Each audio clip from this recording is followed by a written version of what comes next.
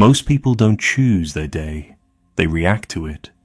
The moment they wake up, their attention is pulled outward. Messages, notifications, responsibilities waiting to be handled. Without noticing, the mind begins to respond to everything at once. Thoughts become scattered, emotions begin to shift, and the day starts to feel overwhelming before it has even truly begun.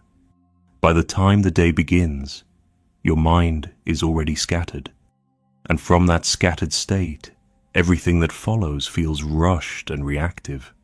But what if, instead of reacting to the day, you could quietly decide who you will be before anything happens? This is part 2 of our Morning Mindset series, where we explore how to begin each day with clarity, calm, and intention through Buddhist wisdom. In the last video, we focused on calming the mind, learning how to gently let go of resistance and begin the day with peace. But calm alone is not enough. A quiet mind still needs direction. In this video, we take the next step. Now, we give the mind direction through simple, powerful intentions that guide how you think, act, and respond throughout the day. And in part 3, we'll turn these intentions into simple morning actions you can practice every day. An intention is simple but powerful. It is the quiet direction you give to your mind before the day begins.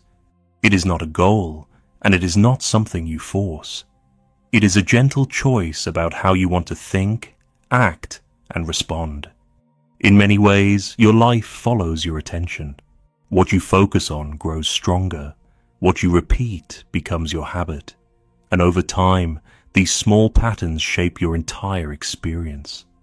The Buddha taught that intention shapes action. Before every word, before every reaction, there is a subtle intention behind it, and that intention quietly guides what comes next. Imagine 2 people living the same day. One moves through it with impatience and frustration.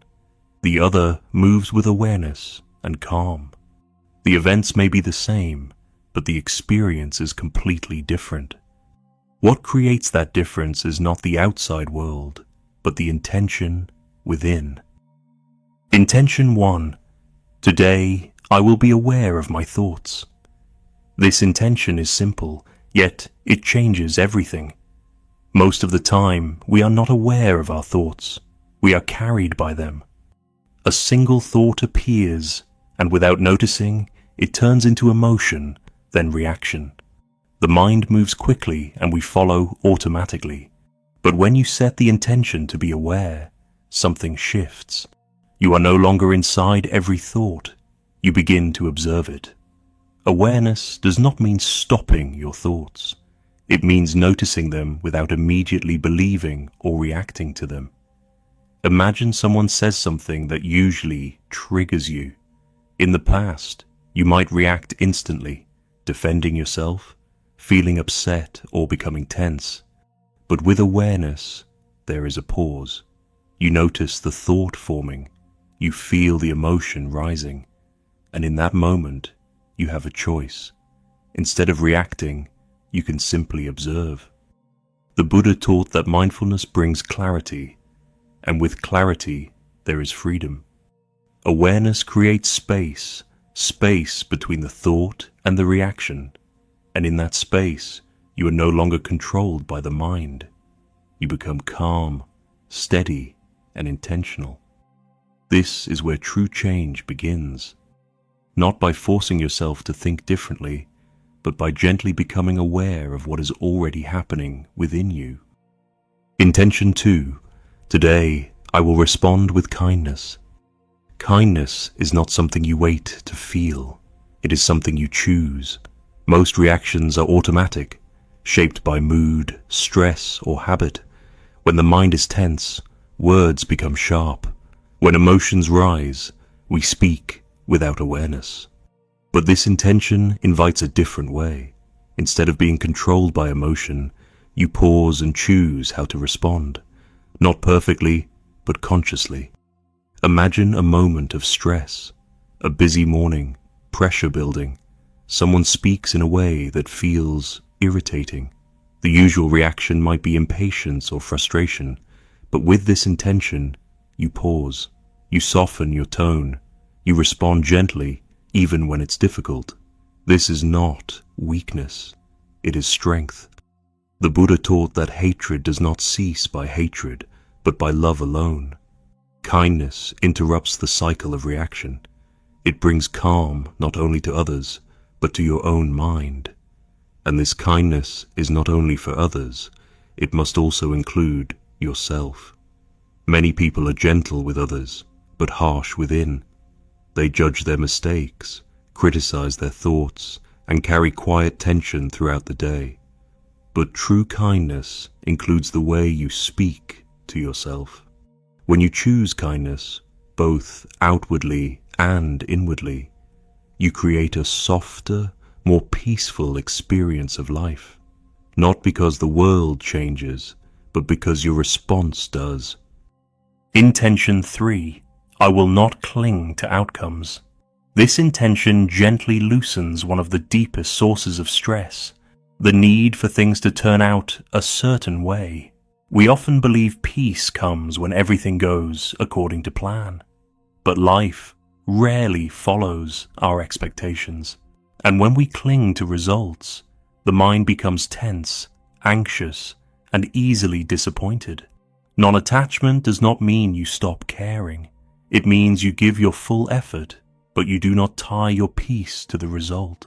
Think about your work, your conversations, your plans for the day.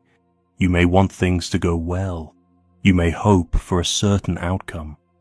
But when that hope becomes attachment, every small change feels like a problem.